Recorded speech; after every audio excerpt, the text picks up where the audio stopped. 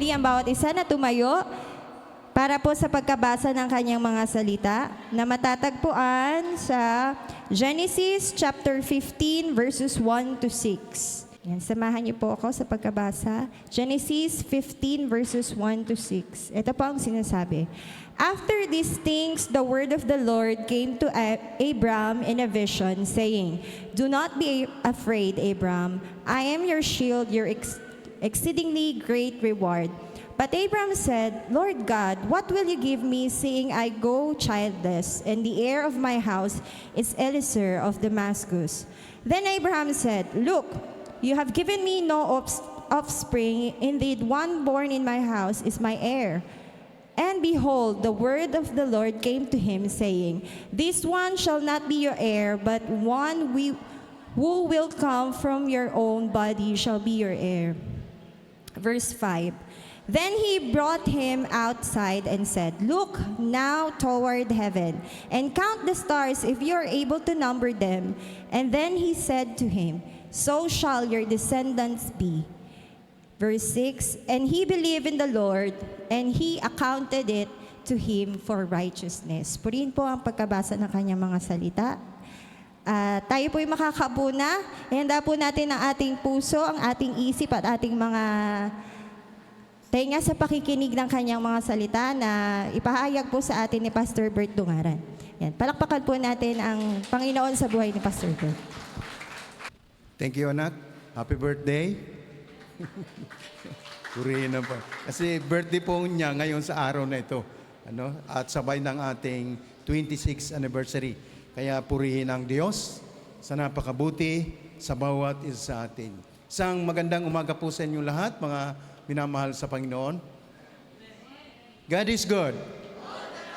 All the time. Praise God. Talagang kitang-kita naman sa aura ng bawat isa na narito ngayong umaga. Kaya purihin natin ang Diyos.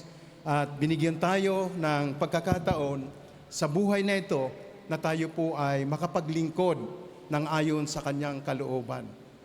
So yung topic natin na tinatalakay sa buwang ito ng May, the legacy of faith.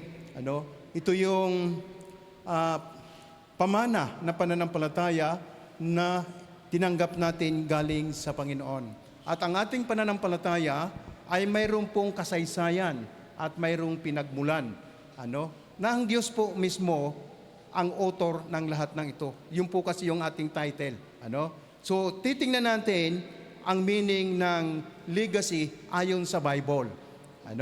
Tingnan po natin ang sabi po ng meaning sa legacy na sinasabi ng dictionary ay ganito po. Money or other property left to a person by the will of someone who has died. Ibig sabihin, yung mga magulang na nagpundar ng mga kayamanan, pera, o mga ari-arian, lahat ng yan, kapag ang isang magulang ay aalis, ay ipinamamana ito. Yun po yung sinasabi ng dictionary. Pero iba ang sinasabi ng Bible. Sa Hebrew chapter 11 verse 1 to 4, tingnan po natin ang sinasabi ng Bible. Yung pinagmulan ng kasaysayan ng ating pong pananampalataya na ibinigay ng Diyos. Ipinaliwanag po sa aklat ng Hebrew chapter 11 verse 1 to 4 ay ating po tingnan na yung pananampalatayang ito na bigay ng Diyos ay mula sa pasimula ng kasaysayan ng sangkatauhan ay makikita natin na ang ating pananampalataya ay katulad ng kanilang pananampalataya na minana natin at ipinagkaloob sa atin ng Diyos. Ang sabi po sa Hebrew chapter 11 verse 1, ang pananampalataya ay pagtitiwala na mangyayari ang ating mga inaasahan at katiyakan tungkol sa mga bagay na hindi nakikita. Kinalugdan ng Diyos ang mga tao noong una dahil sa kanilang pananampalataya sa Kanya. Dahil sa pananampalataya, naunawaan natin na ang sanlibutan ay nilalang sa pamagitan ng salita ng Diyos. At ang mga bagay na nakikita ay mula sa mga bagay na hindi nakikita. Verse 4. Dahil sa pananampalataya sa Diyos, si Abel ay nag-alay ng mas mabuting handog kaysa handog ni Cain. Kaya naman, si Abel ay kinilalang matuwid nang tanggapin ng Diyos ang kanyang handog. Kahit patay na siya, nagsasalita pa siya sa pamamagitan ng kanyang pananampalataya sa Diyos. Ano? Yun pong ibinigay ng Diyos na pananampalatayang yan sa mga taong unang pinili niya, at hanggang sa ating panahon at hanggang sa darating na panahon, ang pananampalatayang yan ay mananatili, kasi sinabi po sa aklat ng 1 Corinthians chapter 13 verse 13, hindi ko lang naisulat anak, pakikompo, na ang ating pananampalataya ay hanggan sa ating pong pagharap sa Panginoon, sapagkat ito ay galing sa Diyos. Sabi po sa 1 Corinthians chapter 13 verse 13, kaya't ang tatlong ito ang mananatili. Pansinin nyo, unang-unang binanggit yung salitang pananampalataya. Pananampalataya, pag-asa, at pag-ibig. Ngunit ang pinakadakila sa mga ito ay pag-ibig. Yun po yung kabuuan. Ay pag-ibig, sapagkat ito ang katangian ng Diyos. Kasi ang Diyos ay pag-ibig.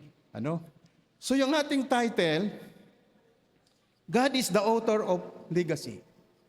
Siya ang may akda ng lahat ng ito. At kung mayroon man tayong at kung may pananampalataya ang mga nauna sa atin, at yung mga tinanggap natin na pananampalatayang ito, pamana lang sa atin yan. Kasi nahahanay tayo sa mga pinili ng Diyos. Kasi ang pananampalataya na galing sa Diyos ay ibinibigay lang ito ng Diyos sa mga taong pinili niya. Kaya tingnan po natin sa aklat ng Isaias, chapter 42, verse 5 to 6. Tingnan nyo, siya ang may author niyan. Ang sabi po sa Isaias, chapter 42, verse 5 and 6. Ang Diyos na si Yahweh ang lumikha ng kalangitan. Nilikha rin niya ang lupa at nagbigay buhay sa lahat ng bagay dito sa daigdig. Kaya't sinabi ng Diyos na si Yahweh sa kanyang lingkod. Verse 6. Akong si Yahweh ang tumawag sa iyo. Sa katuwiran, binigyan kita ng kapangyarihan upang pairalin ang katarungan sa daigdig. Sa pamamagitan mo ay gagawa ako ng kasunduan sa lahat ng tao. Sa pamamagitan mo ay dadalhin ko ang liwanag sa lahat ng bansa. Ang tinutukoy niyan sa Jesus. Prophecy kasi yan.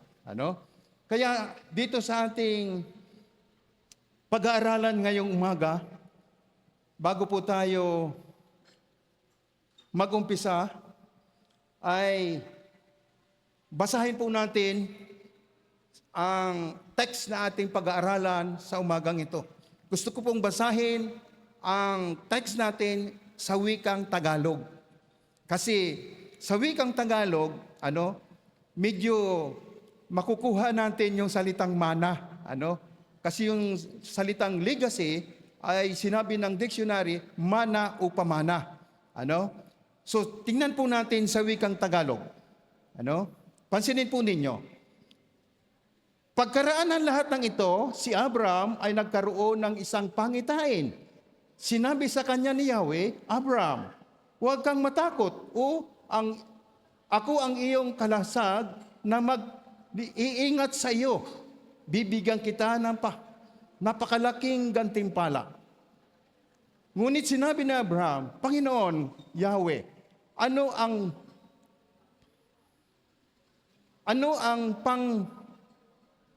pang kabuluhan na gantimpala mo sa akin kung wala naman akong anak?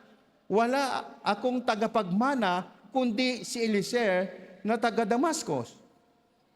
Hindi mo ako pinagkalooban ng anak. Kaya ang alipin kong ito ang magmamana ng aking ari-arian. Subalit sinabi ni Yahweh, hindi isang alipin ang iyong magiging tagapagmana. Ang sarili mong anak ang magiging tagapagmana. Dahil dinala siya ni Yahweh sa labas at sinabi sa kanya, tumingin ka sa langit at masdan mo ang mga bituin. Mabibilang mo ba yan? Ganyang karami ang magiging lahi mo. Si Abraham ay sumampalataya kay Yahweh at dahil dito siya'y itinuring ni Yahweh bilang isang taong matuwid. Tayo po'y saglit na manalangin. Panginoon naming Diyos na makapangyarihan sa lahat, na siyang lumikha ng langit, ng lupa at ng lahat ng mga bagay. Narito kami ngayon. Nagdiriwang kami ng 26 years anniversary dahil sa kahabagan mo at kabutihan mo sa iglesyang ito, ang Powerful God's Flock Christian Ministry. Kinikilala namin na kayo po ang nagtayo ng iglesyang ito sa lugar na ito at ginamit mo lamang po ang mga taong pinagkatiwalaan po ninyo ng iyong mga salita upang ang iglesyang ito ay magliwanag mula sa inyo sa pamamagitan ng inyong mga anak na narito ngayong umaga na sama-sama kami na nagpupuri, nagpapasalamat at sumasamba at lumalahati sa iyong dakilang pangalan sapagkat ikaw ang Diyos na napakabuti. Kaya naman, O Diyos, sa umagang ito, ibinubukas namin sa iyo ang aming puso, ang aming isipan, ang aming mga kaluluwa, at ang aming buong pagkatao. At anuman pong makita ninyo na karumihan sa aming puso at isipan, nahadlang sa pagkilos sa pamamagitan ng kapangyarihan ng iyong banal na Espiritu Santo, dahil may makita kang karumihan sa aming puso at isipan, ay nais po naming ihingi ng tawad ang lahat ng ito sapagkat kami ay mga taong may hina, nagkakamali at mayroong kanya-kanyang kahinaan na nagiging dahilan kung bakit kami ay nagkasala laban sa iyo. Subalit, dahil napakasagana ng iyong pag-ibig sa amin, ayaw mo kami malayo sa iyong piling, ay ipinahayag mo ang iyong pangako na kung aaminin ninyo na kayo ay nagkasala laban sa akin, sabi ng Panginoon, ako ay tapat at banal na patatawarin ko kayo, lilinisin ko kayo, at tuturuan ko kayo na makapamuhay ayon sa aking kalooban, sabi ng Panginoon. Kaya salamat o Diyos sa iyong pangakong ito na ang bawat isa na narito ngayong umaga ay nilinis mo na sa pamagitan ng dugo ng aming Panginoon Jesucristo na nabayubay doon sa krus ng Kalbaryo ng dahil sa aming mga kasalanan. Kaya naman, idinideklara namin sa mga oras na ito, ayon sa iyong pangako at sa iyong mga salita, na 2 o 3 na nagkakatipon sa aking pangalan, ay naroon ako sa kanilang kalagitnaan. Kaya naman, O Diyos, ang iyong presensya sa pamagitan ng kapangyarihan ng Banal na Espiritu Santo ay inaangkin namin na narito sa mga oras na ito at siya ang magbibigay sa amin ng pangunawa upang kami ay makapamuhay ng ayon sa iyong banal na kalooban. Salamat o Diyos sa pagsama mo sa amin sa pangalan ni Kristo Jesus. Amen. So yung ating pong tema ay ganito. Ang pamana ay ibinibigay ng Diyos sa mga taong pinili niya na tumanggap ng mana. Tingnan po natin. Ang pamana ay ibinibigay ng Diyos sa mga taong pinili niya na tumanggap ng mana. So dito ating titingnan, unang-una ang buhay ni Abraham. Doon po sa binasa nating talata sa Genesis chapter 15 verse 6, si Abraham ay pinili ng Diyos at pinangakuan ng Diyos. Kaya ang sabi doon ay naging kalugod-lugod si Abraham dahil siya ay sumampalataya sa Diyos. Ano? So yung pananampalataya ni Abraham doon sa pangako ng Diyos na gagawin kitang sindami ng bituin sa langit, ano? Ito po'y pinaniwalaan at ang Diyos sa pamamagitan ng kanyang pananampalataya, siya po'y itinuring na matuwid. Ano? Kaya ang bawat isa nananampalataya na katulad ng pananampalataya ni Abraham, itinuturing po tayo ng Diyos na tayo po ay matuwid sa harapan ng Diyos sapagkat ang sabi sa Hebrew chapter 11 verse 6, ang hindi kinalulugdan ng Diyos ang tao kung hindi siya nananampalataya. Ano? At ang pananampalataya ay mayroon pong gantimpala na ibinibigay ang Diyos. Ano? So ngayon sa ating pag-aaralan, mga kapatid, ano? Ang pag-aaralan natin, ano? Tingnan po ninyo ang sinasabi ng Hebrew. Kung hindi tayo nananampalataya sa Diyos, hindi natin siya mabibigyan ng kaluguran sapagkat sino mang lumalapit sa Diyos ay dapat sumampalatayang may Diyos na nagbibigay ng gantimpala sa mga nananalig sa Diyos. Ano? Kaya po tayo ay makatatanggap ng gantimpalang ito ayon sa sinasabi ng salita ng Diyos kapag tayo po'y sumampalataya sa Panginoon. At ang gantimpalang ito ay tinanggap na po ninyo, tinanggap ko na rin. Amen ba mga kapatid? Kasi ang unang gantimpala na ibinibigay ng Diyos sa sumasampalataya sa Kanya, pinatawad ang ating kasalanan. Pinagkalooban tayo ng buhay na walang hanggan. Yun po yung gantimpala na tinutukoy diyan. Pinatawad tayo sa ating kasalanan at binigyan tayo ng Diyos ng buhay na walang hanggan. Kaya ang pag-aaralan natin ngayong umaga, 3 lang. Ano? 3 ang ating pag-aaralan. Nung Saturday morning, ang pinag-aralan namin sa intercessory prayer, yung tinatawag na legacy of prayer, na itinuro mismo ng Panginoong Sus. Ano? Tandaan natin na lahat tayo ay nananalangin at yun ay itinuro sa atin ng Panginoong Sus. So ang ating pag-aaralan ay 3 lang. 3 pamana. 3 legacy na ibinigay ng Diyos sa bawat isa sa atin, yung tinatawag na legacy of obedience. Yung 3 pamanang ito ay ating titingnan, ang pamana na galing sa Diyos ay ibinibigay niya sa kanyang mga pinili ayon sa kanyang kalooban. Kaya mapapansin nyo na sa aking pagtalakay ay binibigyan kong diin na yung binibigyan lang ng Diyos ng pamana o pagpapala yung mga taong pinili niya. Kasi dalawa lang kasi ang patutunguhan ng tao. Yung pinili at yung hindi pinili. Pero pasalamat tayo dahil nakabilang tayo sa pinili ng Diyos.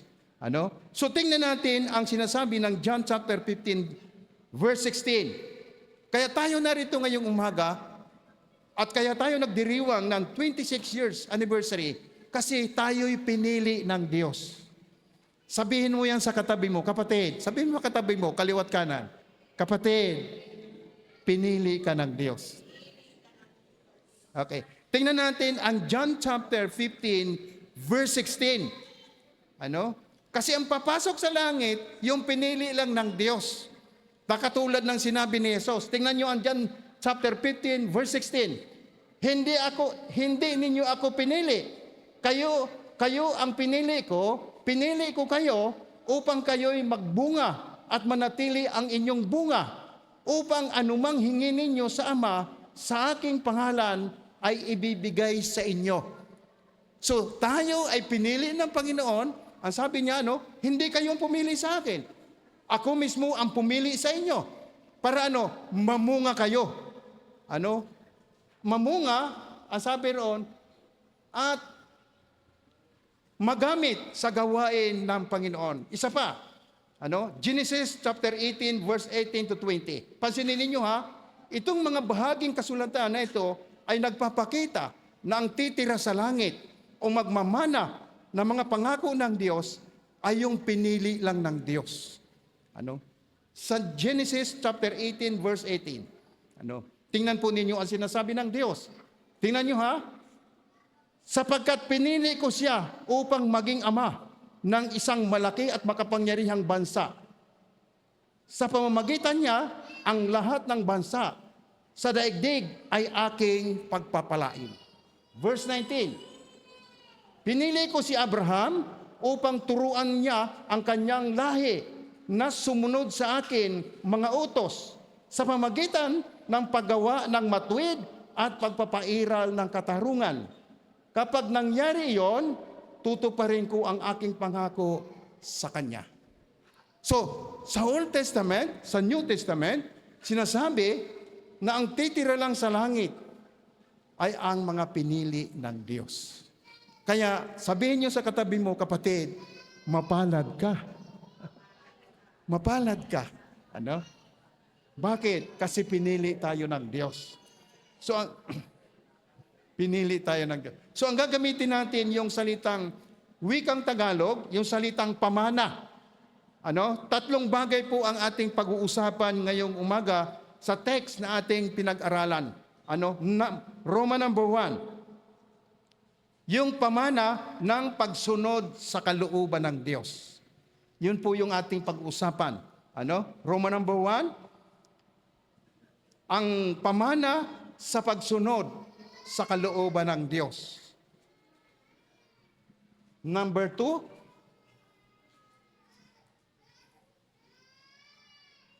ang pamana ng pananampalataya mula sa Diyos sa buong pamilya. Ano? Yun po ang ikalawa. Ikalawa, ang pamana ng pananampalatayang mula sa Diyos sa buong pamilya. At number 3, pamanang kaloob ng Diyos na kaligtasan sa buong pamilya sa lahi ni Abraham. Yun po yung ating pag-aaralang tatlo. Ano? Una, pamana sa pagsunod sa kalooban ng Diyos. Ikalawa, pamana sa pananampalatayang mula sa Diyos sa buong pamilya. At ikatlo, ang pamanang kaloob ng Diyos na kaligtasan sa buong pamilya sa lahi ni Abraham. Ano? Ngayon, tingnan po natin isa-isa ang mga pamanang ito ng Diyos. So, Roma number 1 na ating pag-uusapan. Pamana ng pagsunod sa kalooban ng Diyos. Number 1, tamang direksyon ng buhay. Yung pong pamana ng pagsunod sa kalooban ng Diyos ay nagbibigay sa atin ng tamang direksyon ng buhay samantalang nabubuhay tayo sa mundong ito. At ang ating gagamiting example dito ay si Noe. Sa Genesis chapter 60 at chapter 6, verse 13 to 17 and 22. Pansinin ninyo na si Noah, sa kanyang panahon, ang sabi ng Bible, laganap na ang kasamaan dito sa mundong ito. Kaya ang ginawa ng Diyos, kinausap niya si Noe, sapagkat si Noe na lamang sa kanyang panahon ang nabubuhay na kasama ang Diyos. Ibig sabihin, si Noe ay naging matuwid, dahil namuhay siya na kasama ang Diyos. Kaya diyan po sa verse 13 to 17, ating titingnan yung mandato na ibinigay ng Diyos kay Noe na dapat niyang gawin kasi ang Diyos ay galit na sa sangkatauhan dahil sa laganap na kasamaan. Kaya kung titingnan natin, ang sabi diyan, tingnan po natin. Sinabi ng Diyos kay Noe, napagpasyahan ko ng lipulin ang lahat ng tao sa daigdig. Umabot na sa sukdulan ang kanilang kasamaan. Gugunawin ko sila kasama ng daigdig. Kaya gumawa ka ng isang malaking barko na yari sa kahoy na cypress. Lagyan mo ito ng mga silid at pahiran mo ng alkitran ang loob at labas nito. Ang barkong gagawin mo ay may 135 metro ang haba, 22 metro ang luwag, at 1.5 metro ang taas. Verse 16. Bubungan mo ito at lagyan ng kalahating metrong pagitan mula sa bubong hanggang sa tagiliran. Gawin mong 3 palapag ang barko at lagyan mo ng pintuan sa tagiliran. Verse 17. Palulubugin ko sa tubig ang buong daigdig at malilipol ang lahat ng may buhay sa balat ng lupa. Verse 22. Sa verse 22, anak. At ginawa nga ni Noe ang lahat ng iniutos sa kanya ng Diyos. Ano? So, dahil sa kasamaan ng tao, ang Diyos nagpasya, nalilipulin niya ang lahat ng tao, maliban kay Noe. Kaya yung instruction ng Diyos kay Noe na kanyang gagawin ay kumpleto po sa sukat na ang Diyos ang nagbigay. At nung matanggap ito ni Noe, nautos ng Diyos, hindi nagtanong si Noe kung ano pa ang dapat niyang gawin, kundi ang ginawa ni Noe, sinunod niya ang utos ng Diyos. At sa madaling salita, nakita natin na ang buong pamilya lamang ni Noe ang naligtas ng unang hukuman ng Diyos ang sangkatauhan. So ibig sabihin, nung ginawa ni Noe ang utos ng Diyos, para ito sa kanyang pamilya, para sa kabutihan ng kanyang pamilya, para huwag silang madamay sa paghatol ng Diyos, nakaparusahan. Kasi sa panahon ni Noe, laganap na ang lahat ng uri ng kasamaan at wala nang matuwid. At yan po ay binanggit ng Panginoong Sos sa second coming niya. Sa aklat ng Lucas, binanggit po yan, na muling pagbabalik ng ating Panginoong Sos, sabi niya, ganito ang mangyayari bago ako muling bumalik. 2 judgment ang pinakita doon. Ang sabi niya, katulad ng panahon ni Noe, ang mga tao kumakain at nagtatayo ng bahay, at si Noe ay pumasok sa daong, at ang lahat ng mga tao, malibang kay Noe, ay napahamak. Ganon din ang Sodoma at Gomorrah. Ang sabi ng Panginoong Sos, na ang mga tao sa Sodoma at Gomorrah, nag-aasawa, naghahanap buhay, ngunit nung umalis si Lot sa Sodoma, pinaulanan ng Diyos ng asopre. So, tingnan natin ang kasamang ito dalawa eh. Ang Sodoma, ang lahat ng tao ron, karamihan tumboy at bakla. Kung babasahin nyo, ang kasamaan sa panahon ni Noe, lahat ang uri ng kasamaan nasa panahon ni Noe. So, kinumbine ng Panginoong Hesus ang dalawang ito. Kasi ang dalawang ito ang siyang umiiral na kasamaan bago bumalik sa Hesus.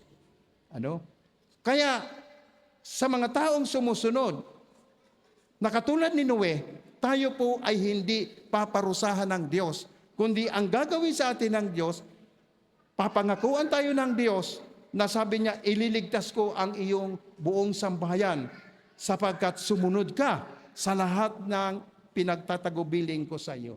Kasi sabi sa Proverbs chapter 3, verse 5 to 6, tingnan po ninyo, yung salitang tamang direksyon ng buhay. Kapag ang ating buhay ay sumusunod sa salita ng Diyos, mismo ang Diyos ang magsasaayos ng ating buhay, hindi tayo. Sa pamagitan ng kapangyarihan ng Espiritu Santo ng Diyos, ikukumbik tayo na kung gumagawa tayo ng mali, dahil sinasabi ng Diyos na ito ang dapat mong gawin, at pag ginawa natin yon, inaayos ng Diyos ang direksyon ng ating buhay, sapagkat nais ng Panginoon na makita sa buhay ng bawat isa na nagtitiwala sa Kanya na sila po'y o tayo ay pinagpapala ng Diyos. Tingnan po ninyo sa Proverbs chapter 3 verse 5 to 6. Kayawi ka magtiwala buong puso at lubusan, at huwag kang manangan sa sarili mong karunungan. Pansinin po ninyo, kayawi tayo magtiwala, ang sabi roon, ng buong puso at lubusan. at huwag tayong mananangan sa sarili nating karunungan. Bakit sinabi ng kawikaan na yung karunungan natin, huwag tayong magtiwala? Kasi ang karunungan ng mundo, pag ginamit mo yan, yan ay palayo sa Diyos.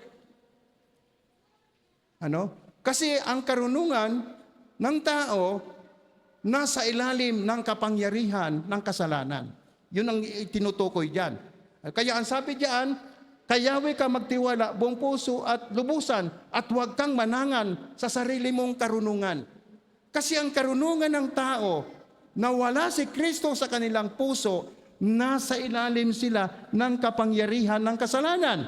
Dahil nasa ilalim ka ng kapangyarihan ng kasalanan, ang tendency mo ay lumayo sa tunay na Diyos. Lumayo. Bakit? Kasi ang umiiral sa iyo o sa atin, yung kapangyarihan ng kasalanan na nagawa ni Eva at Adan.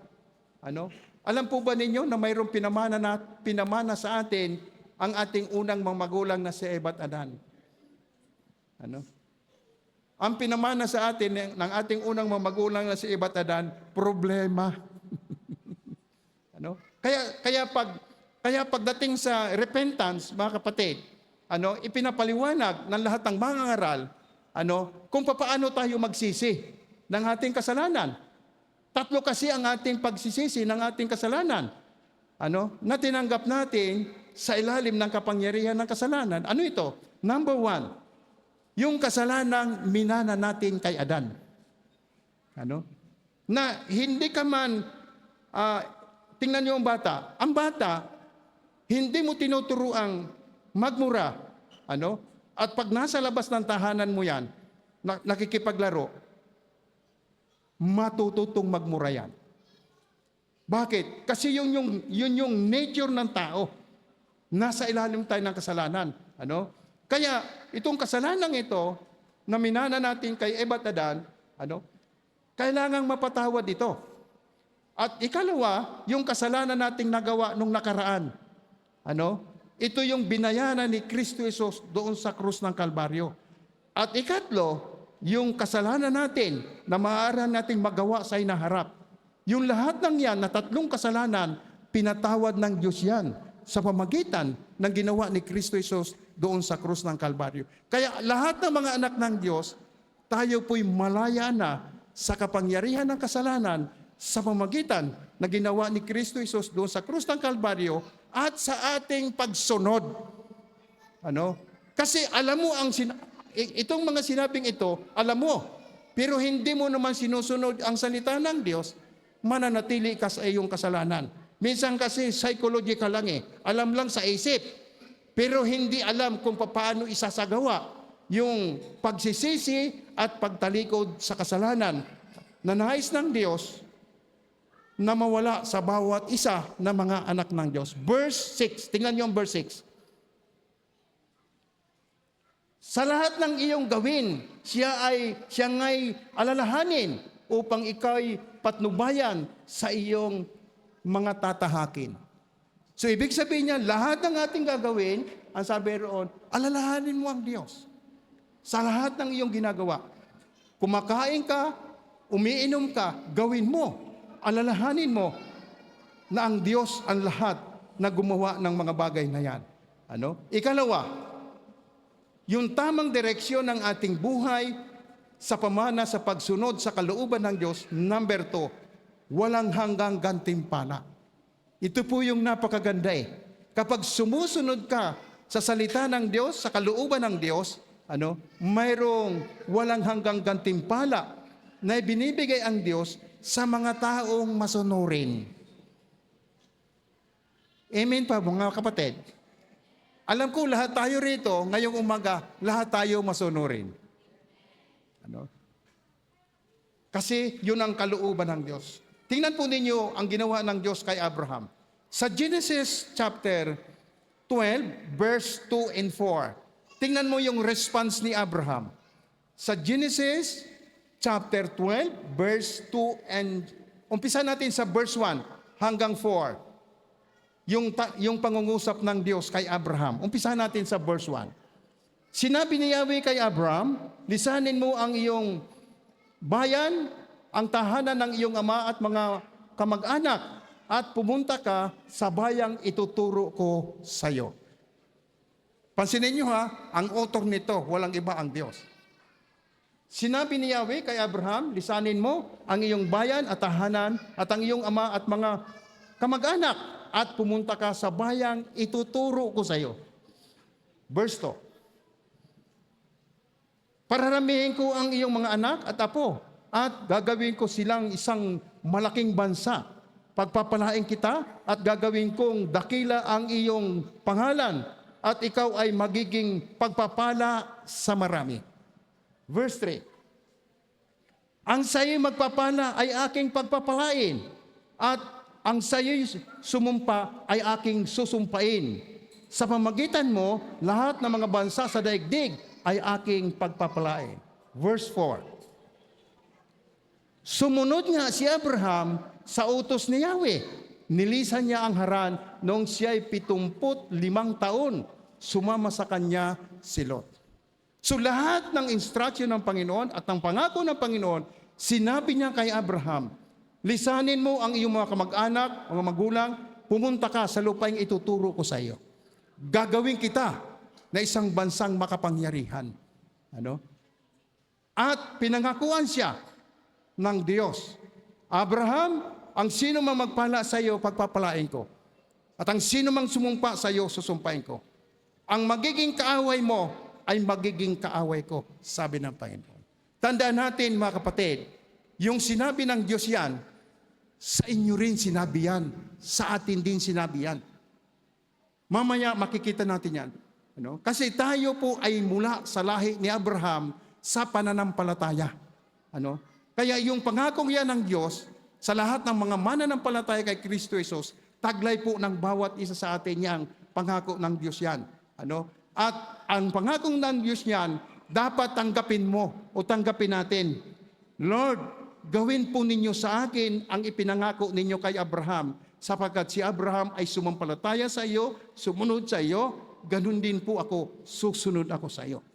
Kapag yan ay sinabi mo sa Panginoon, excuse me po, nagawin sa iyo ng Diyos ang ginawa niya kay Abraham, asahan mo na, natatanggapin mo yun. Amen po ba mga kapatid? Kasi ang salita ng Diyos, ang pangako ng Diyos, hindi po yan nakasulat lang. Ang salita ng Diyos at ang pangako ng Diyos, kailangan mong tanggapin yan. Kasi pag hindi mo tinanggap yan, hindi yan mapupunta sa iyo. Tama po ba mga kapatid? Halimbawa, ganito yan. Ito ang paanyaya ng Diyos. Ang sino mang nauuhaw ay lumapit sa akin at uminom ng tubig na nagbibigay ng buhay na walang hanggan. Nilagay ng Diyos yan. Ikaw naman, nandun ka sa likod. Hindi ka pumunta para kunin yung part mo. Pinakinggan mo lang yung salita, pero yung pinapagawa ng Diyos, hindi mo ginawa. Hindi mo matatanggap ang buhay na walang hanggan o ang buhay o ang tubig na nagbibigay ng buhay. Kaya ang Diyos, inaalok niya sa lahat ng tao na dapat mong tanggapin. Kung paano natin tinanggap si Kristo, di ba sabi niya sa John chapter 1 verse 12 to 13, ngunit ang lahat ng sa Kanya'y tumanggap at nanalig ay pinagkaluban niya sila ng karapatang maging anak ng Diyos. Sila nga'y naging anak ng Diyos, hindi ayon sa laman at dugo, kundi ayon sa kalooban ng Diyos. At papansinin niyo yung verse 12, ngunit ang lahat ng sa Kanya'y nagsitanggap ay pinagkaluban niya ng karapatang maging anak ng Diyos. Kaya itong pangako ng Diyos na sinabi niya kay Abraham, kailangan tanggapin mo yan. At kailangan sabihin mo sa Diyos, aming Amang Banal, kung ano po yung sinabi niyo kay Abraham, tinatanggap ko po, gawin din po ninyo sa akin yan. Kung nananalig ka at nananampalataya ka, sasabihin sa iyo o sa atin ng Diyos, anak, granted. Ika-grant ng Panginoon yan. Bakit? Dahil sa iyong pananampalataya na pananampalataya ang katulad ni Abraham. So dahil tinanggap mo yan, ibibigay sa iyo ng Diyos yan. Kaya ang pangako at ang salita ng Diyos, na binabanggit dito, yung walang hanggang gantimpala, ay kailangan tanggapin mo yung pangako ng Diyos. Kasi pag hindi mo tinanggap ang walang hanggang gantimpala ng Diyos, hindi yan mapupunta sa iyo. Kaya mayroong kasabihan, ang umaayaw ay hindi nagwawagi. At ang nagwawagi ay hindi umaayaw. Ay bakit ka nga aayaw ay nagtagumpay ka na? Ay di ba sinasabi ng Bible sa Romans chapter 8? We are more than conqueror. Ang sabi ron, kayo ay higit pa sa mananagumpay. Dahil kay Kristo Jesus. Yun ang disenyo sa atin ng Diyos. Kaya lang, ang problema, maaaring hindi mo alam ang salita ng Diyos, kaya hindi mo ma-claim yung pangako ng Diyos na sinabi niya. Kaya napakahalaga ang pagbabasa at pag-aaral ng salita ng Diyos kasi alam mo kung paano mo i-claim ang pangako ng Diyos sa Kanya. So dapat alam natin yan. Kasi kung alam mo, pwede mong sinabi po ninyo ito, o Diyos kay Abraham, gawin po ninyo sa akin yan. At ang Diyos na nakikita ng ating pananampalataya at pagsunod, gagawin ng Diyos yan. Tingnan po ninyo ang gantimpalang ito. Sa Isaiah chapter 48, ito yung ginagawa ng Diyos Isaiah chapter 48 verse 18. Tingnan nyo ang ginagawa ng Diyos na katulad ni Abraham. Kung sinunod mo lamang ang aking mga utos, pansinin nyo kung sinunod mo lamang ang aking mga utos, pagpapala sana'y dadaloy sa iyo, parang ilog na hindi natutuyo ang agos. Tagumpay mo sana'y sunod-sunod, parang alon na gumugulong sa dalampasigan. So ito yung pangako ng Diyos. At ang pangako ng Diyos niyan, walang hanggan yan. Na samantalang tayo nabubuhay sa mundong ito, kapag sinusunod mo ang salita ng Diyos, ito ang gantimpala. Ang sabi niya, kung sinunod mo lamang ang aking mga utos, pagpapala sana'y dadaloy sa iyo, parang ilog na hindi natutuyo ang agos. So ibig sabihin yan, habang ikaw ay nabubuhay sa mundong ito at naglalakbay ka sa mundong ito, lahat ng gagawin mo, ay pagpapalain ng Diyos yan. Amen po ba mga kapatid? Kailangan tanggapin mo rin yan at paniwalaan at sundin ang sinasabi ng Panginoon. Kasi ang sabi diyan ay pagpapalay dadaloy sa iyo parang ilog na hindi natutuyo. Ibig sabihin niyan, ang pagpapala ng Diyos dadaloy sa iyo samantalang nabubuhay ka sa mundong ito. Dadaloy sa iyo at dadaloy din sa mga pamilya mo. At ang sabi diyan, tagumpay mo sana'y sunod-sunod, parang alon na gumugulong sa dalampasigan. So, ibig sabihin niyan, sa lahat ng iyong gagawin, naghahanap buhay ka, nagninegosyo ka, lahat ng ginagawa mo, kung sinusunod natin ang salita ng Diyos, ang sabi diyan, tagumpay mo sana'y sunod-sunod. Ibig sabihin niyan, kung nagtatrabaho ka, primero, ordinaryong trabahador ka. Habang nagtatrabaho ka, kung sinusundan mo ang salita ng Diyos, ipopromote ka ng Diyos gradually. Ipopromote ka ng Diyos gradually. Bakit? Binabase ang promotion sa performance. Tama po ba mga kapatid? Sa lahat ng nagtatrabaho, tama po ba? Ang promotion ay nakabase sa performance at sa edukasyon na natapos mo. Kasi mahirap i-promote kung hindi ka nakapag-aral. Kaya lalo sa mga estudyante natin, mag-aral kayong mabuti, mga anak. Huwag kayong tamad. Kasi may napanood ako sa Facebook, paalala ito Nung high school sila, nagkakating classes, nagtalunan sa bakod. Bali, 3 pares, 3 babae, 3 lalaki. Nagtalunan sila sa bakod. High school ito. After 10 years, alam mo yung 3 na yon, yung isa magbabasura, yung isa nasa construction. At yung isa, hirap sa trabaho. So, ipinapakita roon, kapag hindi ka nag-aral, walang magandang kinabukasan na naghihintay sa iyo. Ano? Bakit? Sa ating panahon, lahat kailangan nag-aral. Kasi ang ginagamit ngayon, high-tech na. Hindi pwede katulad nung araw. Namin ni Pastor Jan, mano-mano lang. Ano? So ito yung pangako ng Diyos. So ang tagumpay, ibibigay sa iyo ng Diyos, katulad ng banggit ko, unti-unti kang ipopromote ng Diyos. Number 1 yan sa karakter mo. Number 1 yung karakter mo, tinitingnan yan. So ang karakter mo, pagpasok mo sa kumpanya, dapat wala kang late. Sa lahat na nagtatrabaho. Kasi naranasan namin ni Pastor Jen yan, nagtrabaho kami. Hindi kami pumapasok ng late. Kasi may nagmo-monitor sa attendance namin. May nagmo-monitor. Kasi pag perfect attendance ka, pagdating ng December, mayroong, tawag no Pastor Jan? Reward incentive. May incentive. Bakit? Natutuwa ang kumpanya kasi masipag kang trabahador. So mula dyan, kung ikaw ay mapapagkatiwalaan, iaangat ka ng Diyos. Kasi mayroon siyang pangako. Kung susundin natin yan, may kondisyon yan mga kapatid. Hindi basta-basta natatanggap yan. May kondisyon yan. At ang kondisyon yan, kailangan disiplinado ka. Amen ba mga kapatid? Ang kondisyon yan, kailangan disiplinado ka. Kasi pag hindi ka disiplinado, hindi mo matatanggap yan. Number 1 disiplina na nais ng Diyos. Mga kapatid, basahin natin ang Bible. Kasi ang Bible, pag hindi mo binasa, hindi ka matututo sa katwiran ng Diyos. Hindi ka matututo. At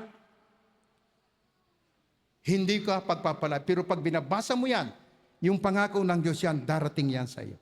Isa pa, mga kapatid, lalo na ito sa mga young people. Sa Ephesians chapter 6, verse 1 to 3, nais kong palalahanan ang lahat ng mga young people. Na maging masunurin tayo sa magulang. Sabi sa Ephesians chapter 6, verse 1 to 3, gusto kong palalahanan ang lahat ng mga young people kasi napakaraming young people ngayon na matitigas ang ulo. Lapastangan sa magulang. Dinidisiplina ng magulang, lumalayas sa kanilang bahay. Alam po ninyo, yung bata doon sa Alpha Mark, maliit pa siya. Paglabas ko, kumalabit sa akin, ibinukas yung kamay. Ngayon, kasi siguro mga 7 years old yun, sabi ko, bakit ka narito? Tinanong ko siya, bakit ka narito?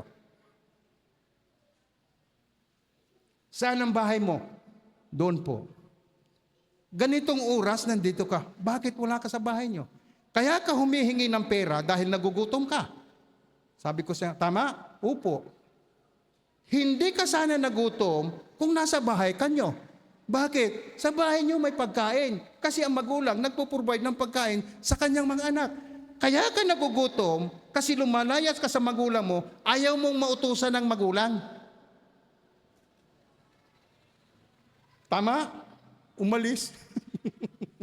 Umalis yung bata. Ako, pag bata ang humihingi sa akin, iniimbestigahan ko muna yan. Pero pag mga senior citizen na katulad ko, hindi na ako nag-imbestiga. Senior yan eh.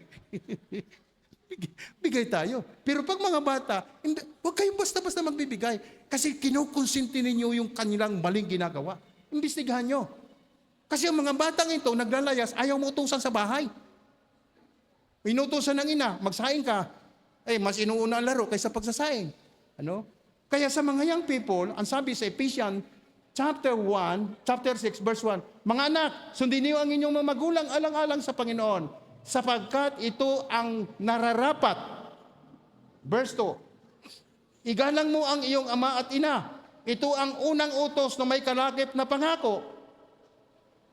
Ikaw ay giginhawa at hahaba ang iyong buhay sa lupa. Yan, proven yan sa lahat ng mga anak na masunurin.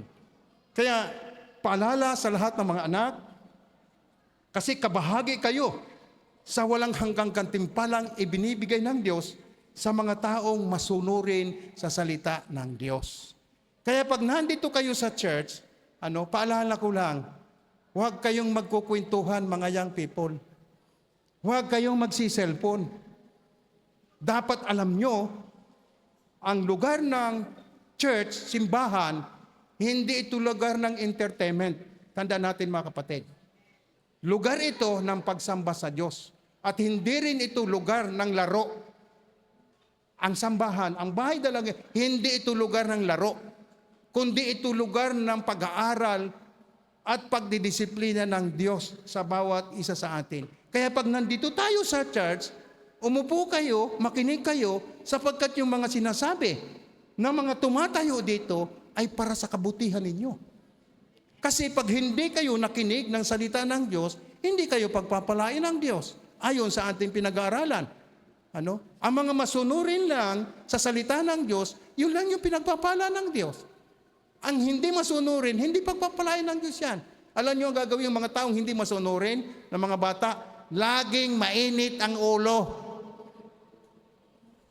Tama po ba mga kapatid? Laging mainit ang ulo. Pero pansinin yung mga batang masunurin. Pati yung basang masunurin, masayahin yan. Alam po ninyo yung mga batang masunurin sa magulang, masayahin yan. Bakit? Kasi mahal sila ng kanilang magulang at sinasabi ng magulang sa kanya, anak, pagpalain ka ng Panginoon, anak, pagpalain ka ng Panginoon. So kayo, kapag nakatanggap ng basbas galing sa Panginoon, ang puso nyo tuwan-tuwa. Bakit? Binibless kayo ng magulang nyo. Pero kapag ang magulang nyo, ginagalit nyo, nako, mahahawa kayo sa galit ng nanay nyo. Kaya mga kabataan, mga young people, paalala ito sa inyo. Kapag nandito tayo sa church, dapat wala tayong cellphone. Ilang oras lang naman tayo rito eh. Pinakabahaba natin dito, 1 oras. Kung nagse-cellphone kayo at hindi kayo nakikinig sa mensahe na dinadala ng isang pastor dito, paano kayo matututo? At paano kayo bibless ng Panginoon? Kasi tandaan natin si Satanas kasi matalino yan. Ayaw niya na ang mga anak na, lalo na ang mga young people, matuto ng pagsunod sa salita ng Diyos. Ayaw niya. Bakit? Kasi malalayo sa kanya. Kaya ang gagawin niya, gagawa siya ng strategy na hindi niyo alam kung hindi niyo binabasa ang Bible. Ang gagawin ni Satanas, pupukawin niya ang inyong isip, cellphone. Ang gagawin naman ng cellphone mo, magpaparing ng kaunti yan. Pring! Baka may text sa akin. Kaya ngayon, yung isip mo napunta doon sa cellphone. Panay ng gamit mo ngayon ng cellphone. Yung mensahe ng Diyos, hindi mo na naririnig. Napabasa mo na yung hindi ganon. Ang tayo na mga anak ng Diyos, nandito tayo, ang church ay itinatag ni Jesus para yung mga taong hindi disiplinado, ang church ang magdidisiplina niyan. Kasi unang-una, nung wala pa tayo sa church, hindi tayo disiplinado. Amen po ba mga kapatid? Sa salita, sa pag-uugali, at sa lahat ng ating ginagawa, hindi tayo disiplinado. Natuto tayo ng mga salitang, tawag natin dyan, salitang kalye. Pero, nung tayo ay umatin sa church, tumanggap tayo kay Kristo bilang sariling tagapagligtas at Panginoon natin, doon inuumpisa ng Diyos na ayusin ang buhay mo. Kasi hindi ayos. Dapat pag inaayos ng Panginoon ang buhay mo, paayos ka. Meron kasing inaayos ng Panginoon ang buhay niya, ayaw paayos. Bakit? Sinusunod niya yung kanyang sariling kagustuhan. Hindi ganon. Kaya ang mga na kay Jesus, total surrender ang buhay natin sa Kanya. Total surrender. At isa pa mga kapatid, tingnan nyo ang gantimpalang ito. Nabanggit ko na ito kanina eh. Yung Hebrew chapter 11 verse 4. Okay. Number 2 tayo nating pag-uusapan. Sa number 2. Pamana ng pananampalatayang mula sa Diyos sa buong pamilya. Punta natin? Pamana ng pananampalatayang mula sa Diyos sa buong pamilya. Sa verse 1 to 4, Umpisan po natin sa Genesis chapter 15, verse 1 to 4. Tingnan po ninyo yung pangako ng Diyos kay Abraham. Ano? Na naukol yung pamana ng pananampalatayang mula sa Diyos sa buong pamilya. Tingnan po natin. Sa verse 1, pagkaraan ng lahat ng ito, si Abraham ay nagkaroon ng isang pangitain. Sinabi sa kanya ni Yahweh, Abraham, huwag kang matakot. Ako ang iyong kalasag na mag-iingat sa iyo. Bibigyan kita ng malaking gantimpala. Pansinin niyo ang sinabi ng Diyos. Abraham, ang sabi niya, huwag kang matakot. Ako ang iyong kalasag at mag-iingat sa iyo. Bibigyan kita ng malaking gantimpala. Ito yung nais ng Panginoon kay Abraham na mangyari sa kanyang buhay. Verse 2. Tingnan verse 2. Yung katwiran ni Abraham. Ngunit sinabi ni Abraham, Panginoon, Yahweh, ano pang kabuluhan ng gantimpala mo sa akin kung wala naman akong anak, wala akong tagapagmana, kundi si Eliezer na taga Damasco. Sa damdamin ni Abraham bilang tao, kasi si Sarah ay baog, hindi sila nagkakaanak, ang sabi niya, ito ang kanyang katwiran eh. Sino pang magiging tagapagmana ko kundi ito si Eliezer na taga Damasco? Hindi mo ako binigyan ng anak. Ito yung abot ng isip ni Abraham samantalang kinakausap siya ng Diyos. Nakikipagkatwiran siya sa Diyos. Hindi mo naman ako binigyan anak. Kaya ang tagapagmana ko ay yung ampong ko. Pero tingnan niyo sinabi ng Diyos. Verse 3. Tingnan niyo ang pangako ng Diyos. Sinabi Abraham, hindi mo ako pinagkaluban ng anak, kaya ang alipin kong ito ang magmamana ng aking ari-arian. Bakit? Kasi si Abraham, napakayaman ni Abraham. Sa Genesis chapter 13 verse 2, tingnan niyo ang natipong pilak ni Abraham. Sa Genesis chapter 13 verse 2, tingnan po ninyo ang natipong na pilak ni Abraham. Anak, pakikuha lang, di ko lang naisulat. Tingnan niyo ha, mayaman na noon si Abraham, marami nang siyang mga tupa, kambing, baka, marami na rin siyang naipong pilak at ginto. Kaya nag-aalala si Abraham, alipin ko lang magmamana nung pinaghirapan ko. At si Abraham, mayroon siyang napakaraming tauhan. Ang mandirigma ni Abraham, ay 319. Ang kanyang mga tauhan, mandirigma yun nung iniligtas na si Lot. Nung si Lot kasi ay nasakop ng mga taga-Sodoma, nabihag, at nirescue siya ni Abraham, nakabuo si Abraham ng 319 na tauhan. At yung apat na hari na tumalo sa Sodoma at Gomora, lahat yun tinalo ni Abraham. Bakit? Ang Diyos ang nakikipaglaban kay Abraham. So dito, verse, mayaman na noon si Abraham at marami na siyang natipong pilak at ginto. Kaya nag-aalala si Abraham, alipin ko lang ang magmamana. Pero ano ang sinabi ng Diyos? Verse 3. Mula sa Negev, unti-unti siyang naglakbay. Hindi po. Chapter 15. Sa chapter 15, kapatid. Verse 4. Subalit sinabi ni Yahweh, hindi isang alipin ang iyong magiging tagapagmana. Ang sarili mong anak ang magiging tagapagmana. So ang Diyos na nakakaalam ng puso at isip ni Abraham, sa abot ng kanyang kaisipan ay hanggang dalong, at ang sabi ng Diyos sa kanya, yung iniisip mo Abraham, hindi yan ang iniisip ko sa iyo.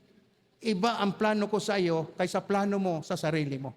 Ito ang iniisip ko sa iyo. Sabi niya, subalit sinabi niya, hindi isang alipin ang iyong tagapagmana, ang sarili mong anak ang magiging tagapagmana. So dito, si Abraham, medyo nakuan siya, medyo lumakas ang kanyang loob. Nung masabi ito ng Diyos, napangako sa kanya ng Diyos, si Abraham, lumakas ang kanyang loob. At sa verse 5, tingnan niyo ang verse 5. Mga kapatid, sa verse 5, ipinakita, dinala siya ni Yahweh sa labas at sinabi sa kanya, tumingin ka sa langit at masdan mo ang mga bituin. Mabibilang mo ba yan? Ganyang karami ang magiging lahi. Yung panglulumo ni Abraham sa kanyang sarili, na hanggang doon lang ang magiging buhay niya at ang magiging tagapagmana niya ay yung kanyang alipin, binago ng Diyos ang direksyon ng kanyang buhay. Kasi ang nagpaplano ng buhay ni Abraham, hindi si Abraham. Ang Diyos ang nagplano. Amen po, mga kapatid. Kasi siya ang nagsabi niyan eh. Hindi alipin ang magmamana mo. Mula sa iyong katawan ay lalabas ang tagapagmana mo. Sa iyong ari-ari. Kaya, ang ginawa ng Diyos, nagpakita siya ng halimbawa. Nasa loob ng tulda, ang kanilang pag-uusap, ang sabi ng Diyos kay Abraham, lumabas ka sa iyong tulda. Tumingala ka sa langit. Bilangin mo yung mga bituin na yan. Kung mabibilang mo, ganyang karami ang magiging lahi mo. Dahil sa sinabi ng Diyos sa kanya, yung verse 6, tingnan niyo, yung verse 6. Verse 6. Si Abraham ay sumampalataya kay Yahweh. At dahil dito, siya'y itinuring ni Yahweh bilang isang taong matuwid.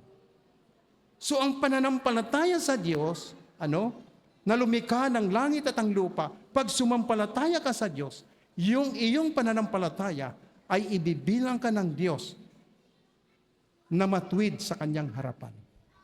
Bakit? Kasi ito ang napakahalaga sa paningin ng Diyos, yung salitang pananampalataya. Kasi ang pananampalataya, sabi ng Panginoong Hesus, ang bundok, pwede mong ilipat sa dagat. Yun ang pangako ng Diyos. Na himay-mayin natin ito, mga kapatid. Dito sa pamana ng pananampalatayang mula sa Diyos, sa buong pamilya, number 1, yung pangako ng Diyos kay Abraham, mula verse 1 hanggang 4, ay makikita natin yung pangako ng Diyos. Number 1, nangako ang Diyos kay Abraham, at muli nating balikan yung verse 1 to 4. Tingnan niyo yung pangako ng Diyos. Ulitin natin, mga kapatid, para mabigyan natin ng emphasis yung pangako ng Diyos kay Abraham, kasi yun din yung pangako ng Diyos sa inyo. Amen ba, mga kapatid? Yung pangako ng Diyos kay Abraham, yun din yung pangako ng Diyos sa inyo. Ang kailangan lang natin, sumampalataya tayo at sumunod. At ang sabi niya, pagkaraan ng lahat ng ito, si Abraham ay nagkaroon ng isang pangitain, vision. Sinabi sa kanya ni Yahweh, Abraham, huwag kang matakot. Ako ang iyong kalasag na mag-iingat sa iyo. Bibigyan kita ng malaking gantimpala. So itong malaking gantimpalang ito, verse 2, yung pangako ng Diyos. Ngunit sinabi ni Abraham, Panginoon, Yahweh, ano ang kabuluhan ng gantimpalang ibibigay mo? Gantimpala mo sa akin kung wala naman akong anak, wala akong tagapagmana, kundi si Eliezer na taga Damasco. Verse 3, hindi mo ako pinagkaluban ng anak, kaya ang alipit kong ito ang magmamana ng aking ari-arian. Verse 4, subalit sinabi ni Yahweh, hindi isang alipin ang iyong magiging tagapagmana, ang sarili mong anak ang magiging tagapagmana. Yun yung pangako ng Diyos kay Abraham. At yun din ang pangako ng Diyos sa bawat isa sa inyo, at sa akin. So, ang ibig sabihin niyan, na pangako ng Diyos yan, anuman ang pinapangarap mo sa buhay, base sa sinabi ng Diyos, anuman ang pinapangarap mo sa buhay, kung susundin mo at magtitiwala ka sa salita ng Diyos, anuman ang pinapangarap mo sa buhay, papapagtagumpayin ka ng Panginoon. Amen ba, mga kapatid? Kailangan tanggapin po natin yan. Number 2, tinanggap ni Abraham ang pangako ng Diyos. Sa verse 5 and 6, tingnan ninyo tinanggap ni Abraham ang pangako ng Diyos sa pamamagitan ng pananampalataya. Doon po sa verse 5 and 6, tingnan nyo nung masabi lahat ng Diyos kay Abraham, ang lahat ng ito, ang sabi ng kasulatan, at si Abraham ay sumampalataya sa Diyos. At ang ibig sabihin niyan, Panginoon, gawin po ninyo sa akin yan. Sa pamamagitan ng kanyang pananampalataya, sabi ni Abraham, sa kanyang sarili, sa kanyang pananampalataya, sa ipinangako ng Diyos, gawin po ninyo sa akin yan. Sa aking pamilya. Letter A. Yung pagtanggap ni Abraham sa pangako ng Diyos, letter A, yung tagubili ng Diyos sa kanyang pamilya. So yung pangako ng Diyos na sinabi sa kanya, tinanggap ni Abraham, pero tingnan niyo yung tagubili ng Diyos kay Abraham. Letter A, yung tagubilin ng Diyos sa pamilya. Sa Genesis chapter 18, verse 18 to 19, tingnan nyo yung tagubili ng Diyos kay Abraham, doon sa kanyang pangako, sa Genesis chapter 18, verse 18 and 19, sinabi niya, tingnan nyo, sapagkat pinili ko siya upang maging ama ng isang malaki at makapangyarihang bansa, sa pamagitan niyang ang lahat ng mga bansa sa daigdig ay aking pagpapalain. Verse 19, pinili ko si Abraham upang turuan niya ang kanyang lahi. Pansinin niyo mga kapatid pinili ko si Abraham upang turuan niya ang kanyang lahi na sumunod sa akin mga utos sa pamagitan ng paggawa ng matuwid at pagpapairal ng katarungan. Kapag nangyari iyon, tutuparin ko ang aking pangako sa kanya. So ibig sabihin, yung pangako ng Diyos kay Abraham, ito ang kanyang tagubilin sa pamilya. Kailangan itong tagubiling ito, sinabi niya diyan, ituturo mo ito sa iyong lahi. O kung sa ating panahon, ituro mo ito sa mga anak mo. Kaya sa aklat ng Deuteronomy chapter 6, tingnan ninyo yung pangako ni Abraham, at ng Diyos kay Abraham, na ituro sa kanyang anak. Kaya pagdating sa Deuteronomy chapter 6, verse 1 to 7, tingnan nyo mga kapatid, yung tagubili ng Diyos kay Abraham, at ito ay ginawa ng kanyang lahi. Ito nga ang kautusan at mga tuntuning ibinigay sa akin na siya ninyong susundin sa lupaing inyong sasakupin. Verse 2.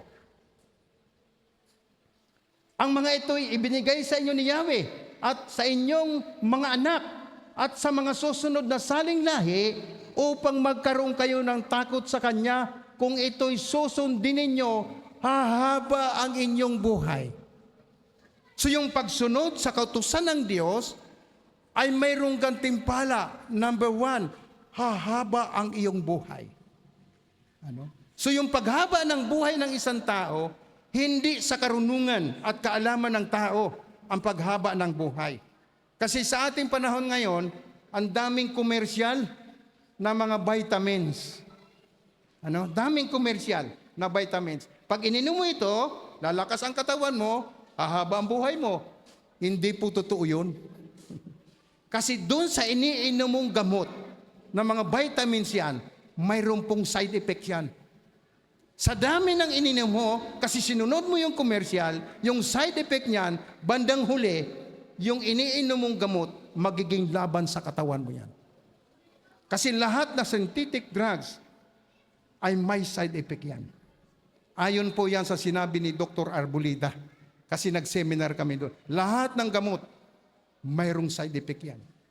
Ang iba nga lang ay, kung tawagin ay mild. Mild lang ang tama. Pero dito, ang sinasabi ng Diyos, kapag sinunod mo ang salita ng Diyos, hahaba ang iyong buhay. Alam naman natin na gusto nating maging mahaba ang buhay. Taas po ang kamay na gustong humaba ang buhay. Taas ang kamay. Purihin ang Panginoon. So sa lahat na nagtaas ang kamay, idadalangin ko sa Diyos na umabot tayo ng 120 years. Amen. Purihin ng Panginoon. Kasi yun ang sinasabi ng Bible. Ano? Tingnan ninyo mga kapatid. Sa Genesis, tingnan nyo chapter 6. Healthy. Hindi hahaba ang buhay mo kung hindi ka healthy. Okay. Tingnan ninyo mga kapatid, ito ang final decision ng Diyos sa paghaba ng buhay ng isang tao. Sa Genesis chapter 6, tingnan niyo mga kapatid. Tingnan natin. Ano? Ito po yung final decision ng Diyos mula ng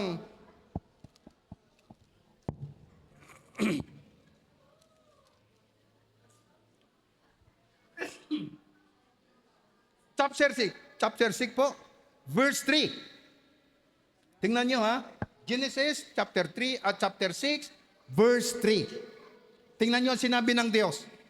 Sinabi ni Yahweh, hindi ko pinapahintulot na mabuhay pa ng habang panahon ang tao, sapagkat siya'y makalaman, hindi nalalampas sa 100 taon, 120 taon ang kanyang buhay sa daigdig.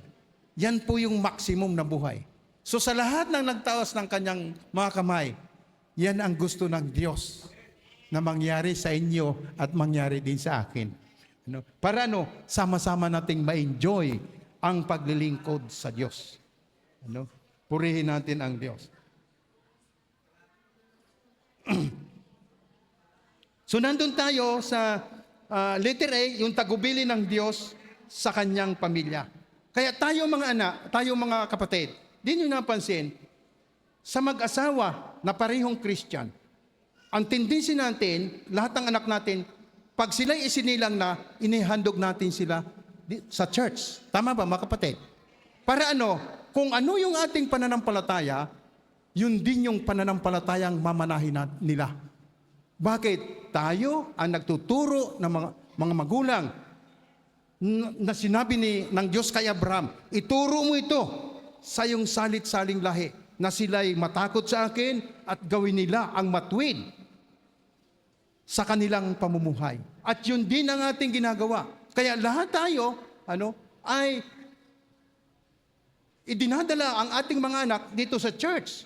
Alam niyo mga anak ko, kami nung misis ko nangarap kami na hanggang 3 lang ang anak.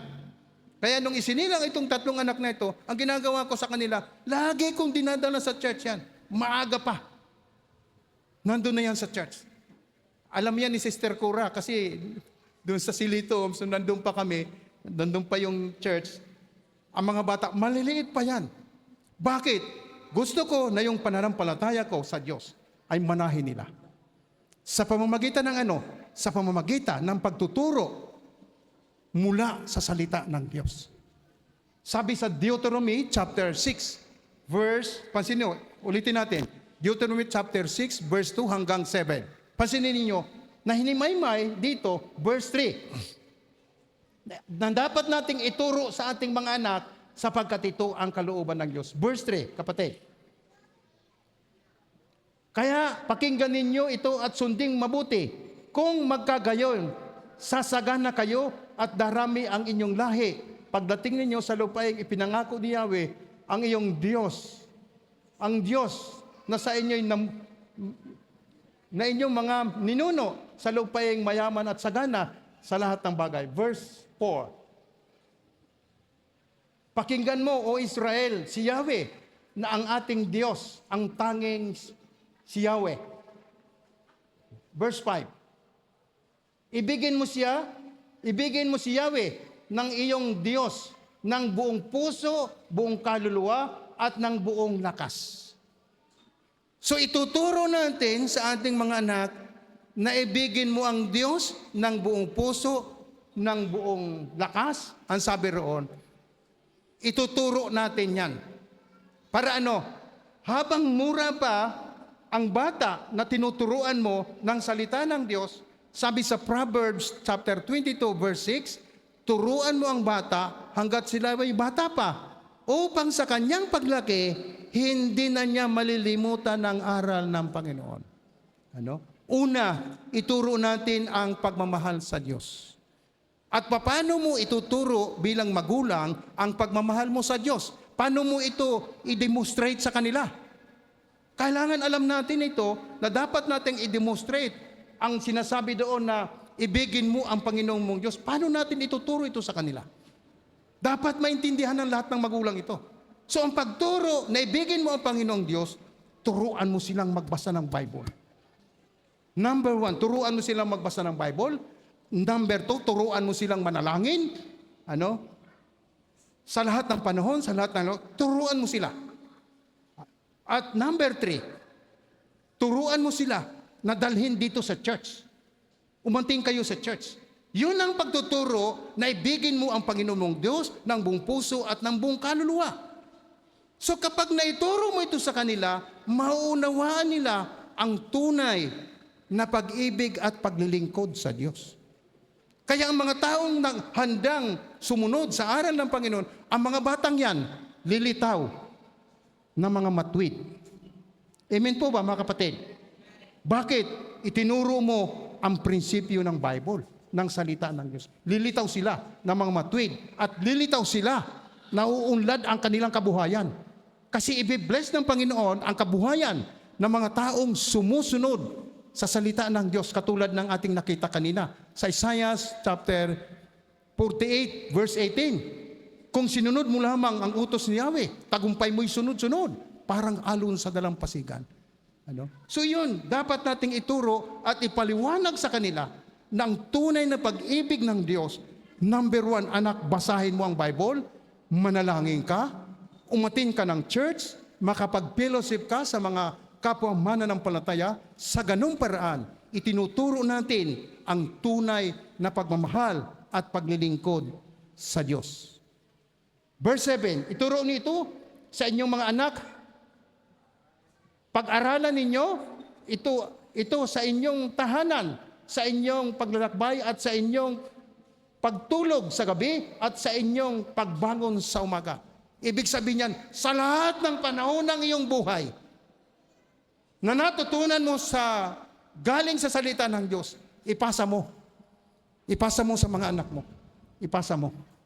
Gumagawa ka ngayon ng legacy sa pamilya mo. Tama po ba mga kapatid? Gumagawa ka ng legacy sa pamilya mo sa pamamaraan ng salita ng Diyos, ipinapasa mo sa kanila yan. Tingnan nyo ang Malakias chapter 2. Ang tunay na, tingnan nyo hindi ko lang naisulat anak. Malakias chapter 2 verse 15. Naalala ko lang po mga kapatid. Kasi ito ang ginagawa ng Diyos sa buong pamilya ha. Ang usapan natin dito mga kapatid, pamilya. Kasi ang tinutukoy natin dito, pamana sa pamilya mula sa Diyos sa buong pamilya.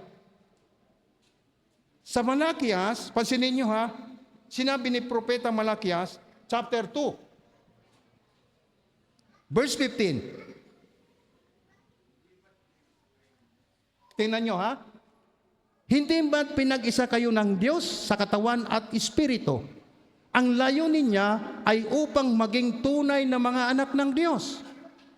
Ang inyong mga supling, kaya't huwag ninyong pagtaksilan ang babaeng pinakasalan ninyo nang kayo'y kabataan pa.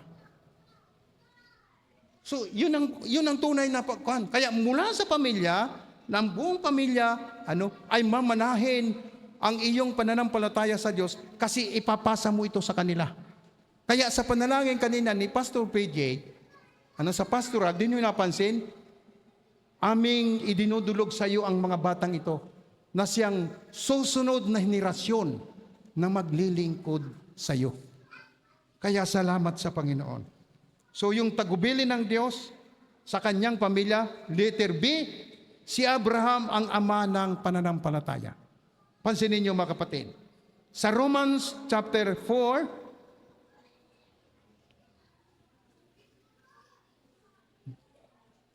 verse 16 hanggang 17. Pansinin niyo mga kapatid ha, gusto ko kasing ipakita sa bawat isa mula sa pamilya ni Abraham hanggang sa ating pamilya. Na si Amang Abraham ang ating ama ng pananampalataya. Sa Romans chapter 4, verse 16 to 17. Tingnan niyo mga kapatid, ang sinasabi ng Romans. Kaya't sa pananampalataya nababatay ang pangako upang ito'y magbigay bilang walang bayad na kaloob para sa lahat ng anak ni Abraham. Hindi lamang sa mga saklaw sa kautusan, kundi sa lahat ng sumasampalataya rin katulad ni Abraham, sapagkat siya ang ama nating lahat. Siya ang ating ama sa pananampalataya. Letter C. Tayo'y nakatanggap ng mana sa pananampalataya ni Abraham. Pansinin nyo, tayo'y nakatanggap ng mana sa pananampalataya ni Abraham sa Romans chapter 4, verse 20 hanggang 24. Tingnan nyo kung ano yung pananampalataya ni Abraham, yun din yung ating tinanggap. Sabi sa Romans chapter 4, verse 20, hindi siya ang nag-alinlangan sa pangako ng Diyos. Sa halip, lalo siyang tumibay sa kanyang pananampalataya at nagpuri pa sa Diyos. Verse 21, lubos siyang naniniwala na tutuparin ng Diyos ang ipinangako nito. Kaya dahil sa kanyang pananampalataya, siya'y itinuring ng Diyos bilang isang taong matuwid. Verse 22, ang salitang itinuring na matuwid ay hindi lamang para sa Kanya. Pansinin nyo hindi lamang para sa Kanya. Verse 24, kundi para din sa atin. Di naman, tayo rin ay pinawalang sala kung tayo'y sumasampalataya sa Diyos na muling bumuhay kay Jesus na ating Panginoon.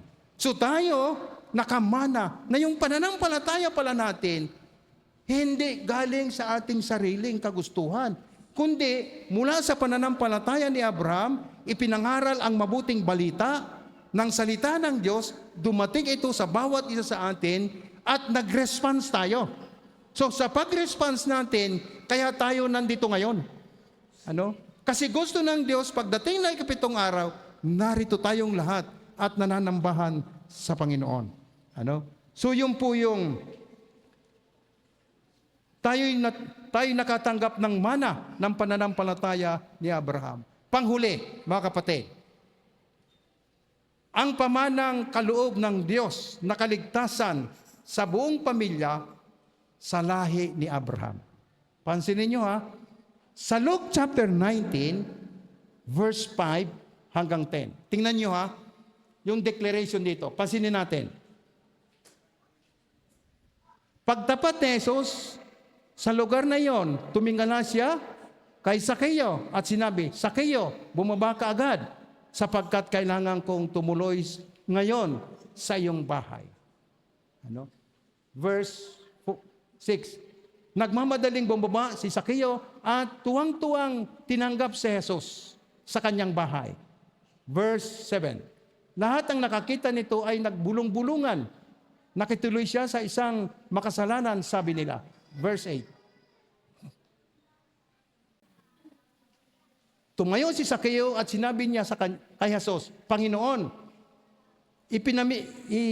ipamimigay ko po sa mga mahihirap ang kalahati ng aking kayamanan. At kung ako may nadayang sinuman, isasauli ko ito sa kanya ng makaapat na beses. Verse 9. At sinabi sa kanya ni Jesus, ang kaligtasan ay dumating ngayon sa sambahyang ito sapagkat anak ni Abraham ang taong ito. Verse 10. Ang anak ng tao ay naparito upang hanapin at iligtas ang naligaw. So pansinin natin, ang tinutukoy dito ay isang pamilya. Una, ipinapakita dito yung buhay ni Sakeo na isang taong makasalanan. Pero, miniti niyang makita si Jesus. Kaya una nating titingnan dyan, yung verse 5, yung tinawag siya ni Jesus sa verse 5. Sa pagtapat ng Panginoong Sos, doon sa inakyatan ni Sicomoro, ni Sakeo, pagtapat niya, sabi niya, Sakeo, bumaba ka agad, sapagkat kailangan kong tumuloy sa iyong tahanan. Ikalawa, letter B. Tinanggap ni Sakeo sa Jesus. Doon po sa verse 6, ating makikita yan. Sa verse 6, verse 6 anak. Verse 6. Pansinin nyo, nagmamadali siyang bumaba, si Sakeo, at tuwang-tuwang tinanggap si Jesus sa kanyang bahay. Para bagang sinabi doon sa John chapter 1 verse 12 to 13, ngunit ang lahat ng sa kanya'y nagsitanggap ay pinagkaluban niya ng karapatang maging anak ng Diyos. At ito ang nangyari kay Sakeo. Tuwang-tuwa niyang tinanggap ang Panginoong Sos. At number 3, si Sakeo ay natutong magsisi at tumalikod sa kasalanan. Verse 8. Tingnan niyo ha. Sa verse 8, si Sakeo ay natutong magsisi at tumalikod sa kasalanan. Tumayo si Sakeo at sinabi sa kanya kay Jesus, Panginoon, ipamimigay ko po sa mga mahihirap ang kalahati ng aking mga kayamanan, at kung ako may nadayang sino man, isasauli ko ito sa kanya ng makaapat na beses. Repentance. So pagsisisi sa kasalanan. So dahil nagsisi siya sa kasalanan, tingnan po ninyo yung declaration ng Panginoong Sos. Yung kanyang pahayag sa buong pamilya ni Sakeo. Verse 9. Sinabi sa kanya ni Jesus, ang kaligtasan ay dumating ngayon sa sambayang ito sapagkat anak din ni Abraham ang taong ito. So bakit sinabi ni Jesus na libu-libong taon na ang nakaraan na si Sakeo ay sinabi niya, anak din ni Abraham ang taong ito? Kasi si Sakeo ay nahanay. Kung itatranslate natin ito sa literal, yung dugo ng mga pinili. Nahanay si Sakeo sa dugo ng mga pinili ng Diyos nang mayroong pananampalataya. At ganun din tayo ngayon mga kapatid. Kaya tayo narito ay nahanay tayo hindi sa pananampalataya ni Abraham. Kaya tayo narito sapagkat mismo ang Diyos ang tumawag sa atin sa pamamagitan ng mabuting balita na ipinangaral sa atin nung panahon nung tinanggap natin si Jesus. Kaya narito tayo. Yun po yung ibig sabihin ng tatlong legacy na ating pinag-aralan ngayong umaga. Una, pamana sa pagsunod sa kalooban ng Diyos. Ikalwa, pamana sa pananampalataya mula sa Diyos sa buong pamilya. At ikatlo, pamana ang kaloob ng Diyos na kaligtasan sa buong pamilya sa lahi ni Abraham. Kaya purihin natin ang Diyos. Punta po tayo sa hamon sa paglilingkod sa Panginoon. Tingnan po ninyo, hamon sa paglilingkod sa Panginoon. Ang kaloob ng Diyos na pamana mula sa mga unang taong pinagkaluban niya ng kakayanan, sumunod, sumampalataya, at kaligtasan. Si Abel, si Noe, si Abraham, gayon din. Tayong lahat na narito ay tumanggap din ng manang katulad nila dahil pinili niya tayo kung paanong pinili si Abraham. Sa Hebrew chapter 2, verse 16 and 17. Tingnan po natin mga kapatid. Tayo pong tumayong lahat.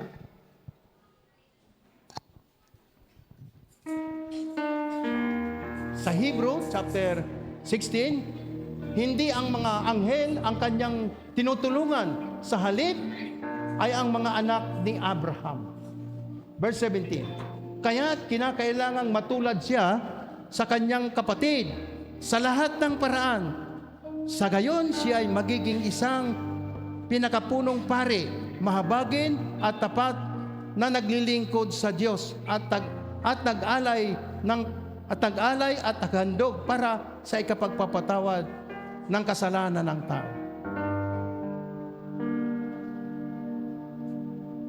Happy 26 happy anniversary na pinagpala ng Diyos. Awitin natin ang papuri sa Panginoon.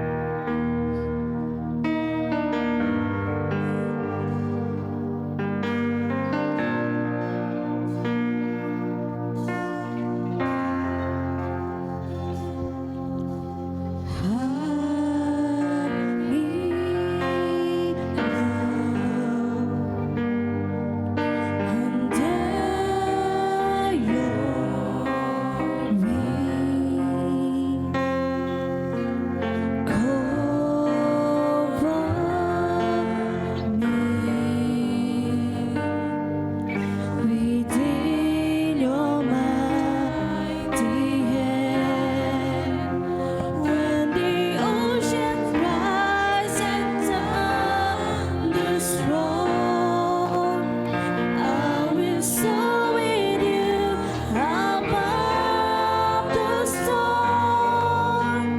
Father, you are King over the land. Now will this thing know you are God.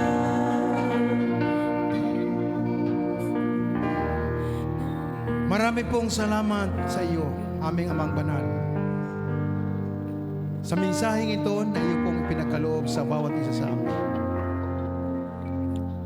The legacy of faith na ito ay galing sa inyo na tinatamasa ng bawat isa sa amin sapagkat kami ay pinili mo upang ikaw ay aming paglingkuran samantalang kami ay nabubuhay at naglalakbay sa mundong ito. Pabukalin po ninyo sa puso at isip ng inyong mga anak na ang mensaheng ito ay gantimpala po ninyo sa bawat isa sa amin sa pamamagitan ng aming pananampalataya at pagsunod at kaligtasang tinatamasa namin sa panahong ito. Kaya naman, nagpapasalamat kami sapagkat ang iglesyang ito ay pinahintulutan po ninyo na mag-celebrate kami ng 26 years na kabutihan mo, pagpapala mo sa bawat isa sa amin. At kahit kailan ay hindi mo kami pinagkulang sapagkat tunay Panginoon na dati ang lugar na ito ay hindi gaanong maayos, subalit inaayos po ninyo sapagkat ito'y gawaing ipinagkatiwala po ninyo sa bawat isa sa amin. Kaya naman, hinihiling namin sa iyo, Diyos, na lahat ng pagpapala na amin pong narinig sa araw na ito, gawin po ninyo sa bawat isa sa amin upang aming tamasahin ang kagalakan, ang kapayapaan at kasaganahan ng buhay na katulad ng ginawa po ninyo kay Amang Abraham. Salamat o Diyos sa pangalan ni Kristo Jesus.